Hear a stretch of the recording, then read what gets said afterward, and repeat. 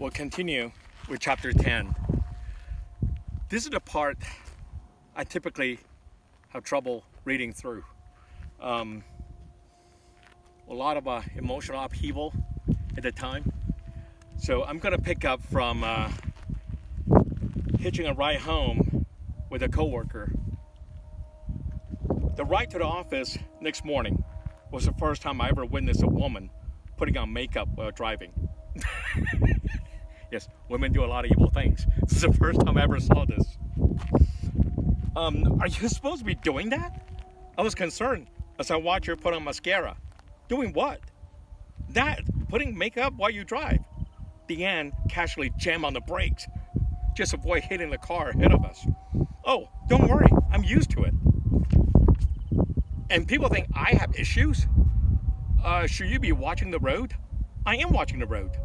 Applying mascara to another eye, Deanne changed lanes abruptly and headed for the Kameakau Street exit. I didn't own a car, but I was certain this was not appropriate driving etiquette. But she did get us to the office alive and early. Deanne and I kept a healthy distance, partly due to my abrasive attitude and partly because she was one of my bosses. In all fairness, not having to struggle with transportation to and from work was a relief. A good portion of my monthly salary was automatically deducted as part of the prior agreement to repay the company. Hence the self-imposed $5 a day daily lunch budget. Needless to say, going out after work on weekends were luxuries I could ill afford. My immediate goal was to pay back the stolen funds and save enough money to return to Denver where I could continue to pursue art. I rejected lunch invitations from ethnic tour guides and office staff so I could retain what little Americanism left in me for my returning to the mainland. Once Deanne asked me why I had to be nasty to people around me when all they ever wanted was to help. I don't care to associate with anybody who doesn't understand art. What if your art is so important and the mainland is so important? Why are you here? Oh, as soon as I pay off the stolen funds to the office and save up enough money for a one-way ticket and my living expenses, I'll be back to Denver sooner than you know. Stolen funds? Deanne inquired. That's a long story. Well, we're stuck in heavy traffic. And so, I tore off the disaster with my first apartment. My father had worked for a Japanese tour company while he remotely managed his associates' Waikiki rental apartments. Peggy was attending the University of Hawaii and would split the second family car with my father. For work, I would ride in early with my mother, and when my tour adjourned at night, either my father would pick me up or I would wait for the city bus. Another tense argument erupted at the Salt Lake townhouse on another dreadfully humid summer day. Frustrated with my inability to pursue art, I unleashed my rage over my inadequate dwelling.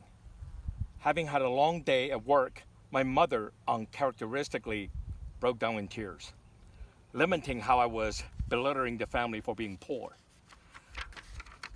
That's not what I meant, Mom. I didn't know why I was angry. Shut up, John. Why don't you just shut up? Peggy was upset. You shut up. You have it easy at UH. Everything is about you. I shouted at my sister. Taiwanese dialect, re-raised an unfilial child. Father was about to physically confront me. No, don't, Mother yelled tearfully. Why don't you go back to the mainland, John? Just go.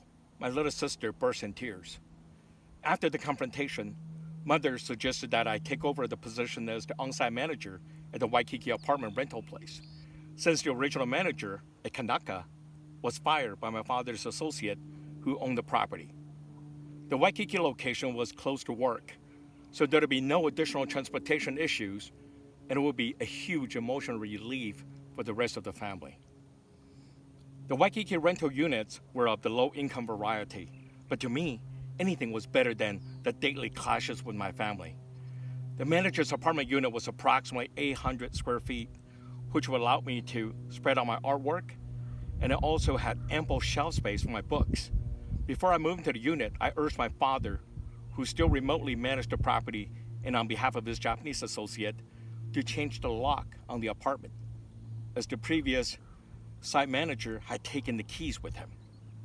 My suggestion met with a firestorm of accusations. Not only did father refuse to have the locks changed, he continued to denigrate me. You look down at everybody in Hawaii. No one wants your worthless art. The morning after my first night at the apartment, I went to Mickey D's for breakfast, and by the time I returned, everything I owned, except for books and artwork, was stolen, including my satchel, which contained $4,800 that I collected from the recent tour. You deserve it. That was heaven's way to punish you, my father added insult to my injury. The Waikiki apartment theft not only took away my sense of security, it stole all the remnants of my European studies and what little Americanism I retained. The end listened attentively. Wow. And that was just last month.